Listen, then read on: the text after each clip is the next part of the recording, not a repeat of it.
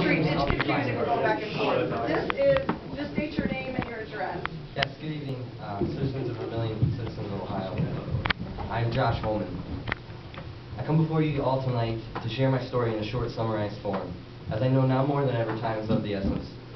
I come to ask for minutes at next regular council meeting and to ask each and every one of you here tonight for your help. The issue before us tonight is in protecting the integrity of the Vermilion River. I am speaking directly to that effect.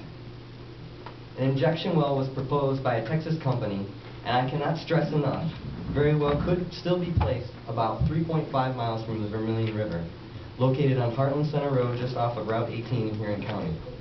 This injector, according to everything in our local representative has been saying, would be a very high volume well.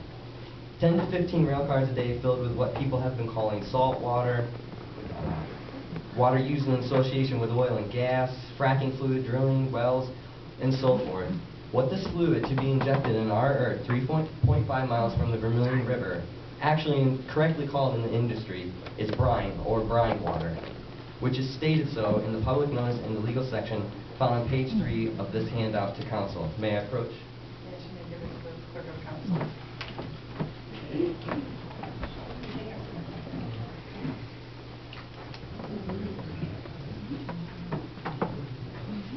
The permit to allow the injection of this brine water into 2 wells is to be granted by the Ohio Department of Natural Resources. As indicated by the permit, 5,000 to 25,000 barrels a day of this suspected toxic substance was to be injected at a depth of 4,185 to 4,750 feet into the Kerbal Mount Simon formations. Over 3,600 rail cars full to their peak of suspect substances from Texas, Pennsylvania, and even other countries were to be shipped and pumped directly from the rail cars into the wells only 3.5 miles from our drinking water source. Wow. A Class 2 injector, as this injector would be, is in my opinion a beastly way to get rid of unwanted toxic waste. A Class 1 injector can be found about 4 miles north of the town of Clyde in Ohio and can also be found around the town of Lima. From EPA's website, making up about 20% of Class 2 wells are disposal wells. This one, as all indications point to, are the disposal wells. So what does this all mean?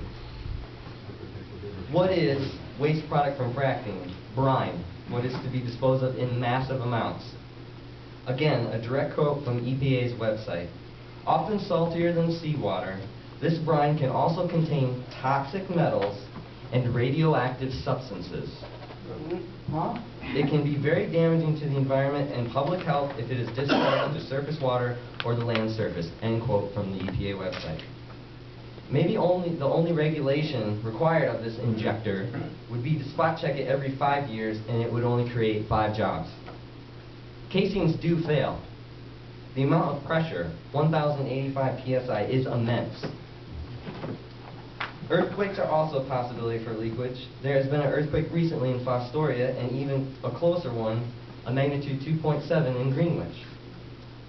Everyone can find out on their own research, form their own opinions, and garnish their own questions. But stepping back and looking at that which gives us life, this does not sound like a good idea.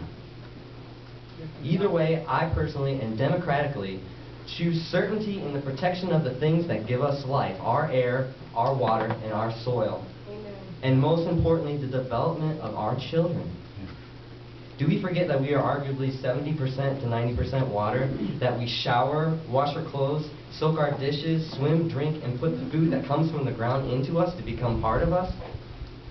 My local newspaper has misinformed its citizens. We had only 15 calendar days from the day that a small public notice was printed in the legal section of the classifieds to write objection letters to Ohiodnr. This was printed on March 19th, making the deadline April 2nd. The list of transgressions is long, but I will share only a few with you. There wasn't even an article until March 23rd about which they stated the company would be doing actual fracking rather than injecting the waste left behind from fracking. On March 24th, there was a small article that said of letters, they need to be postmarked by April 2nd. There was a small article that said letters in the March 25th that said that they changed the word fracking to proposed drilling. Still no mention of injection. On March 29th, they said citizens must send letters to Columbus by today in order to get there by Wednesday, the 31st. Again, misinformation. Watching all this confusing and misleading information being pumped to the masses, I took flight. I organized an emergency community meeting held April 1st as fast as I could humanly secure and to try to get everyone to email or call ODNR. I contacted around 20 radio stations, 12 TV stations, as well as other media outlets, but only WKYC Channel 3 out of Cleveland came to our aid.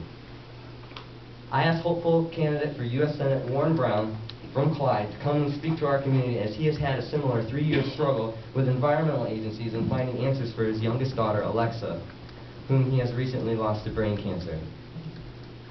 For those of you who do not know, in the Clyde area, they are dealing with, if not the most atrocious childhood cancer clusters in this country, which Mr. Brown feels is environmentally caused. By the miracles that unfolded, we were the second story on the 11 o'clock news and the first story on the 7 o'clock news. April 2nd, the last day before the permit was to be granted, the company pulled their permit due to what the politicians are saying is somehow a newly discovered wetlands issue. My plea for urgency here tonight is spreading the word is due to this. They can still inject there if they create a wetland somewhere else. They can still inject by transferring an existing permit. There are other ways, and I will spare you all of them. Our power is in community awareness. Letters do little but stall as exhibits in other communities that this has happened to. What is the price of the sanctity of life?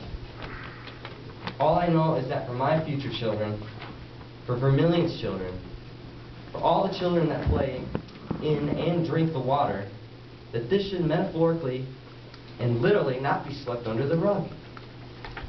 I ask of you for minutes at the next council meeting to answer any questions anybody might have, to the best of my ability, offer proceedings as well as options moving forward.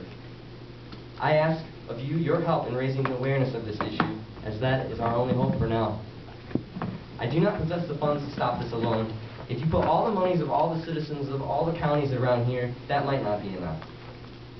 Please tell everyone you know and spread the awareness so that our livelihood can continue to be a constitutionally protected right that shall be protected in the value of our homes, but more importantly, so that more foreign waste material won't end up becoming destructive tissues in the bodies of ourselves, our animals, our families, and our communities.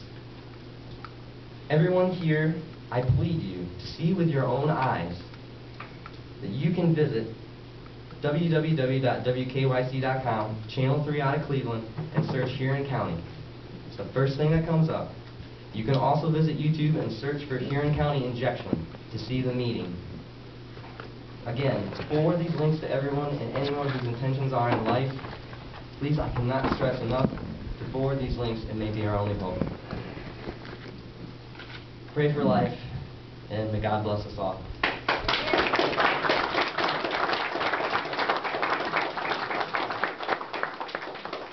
Thank you, Mr. Hohman. We appreciate you coming out here, and we will take a temporary recess to get the room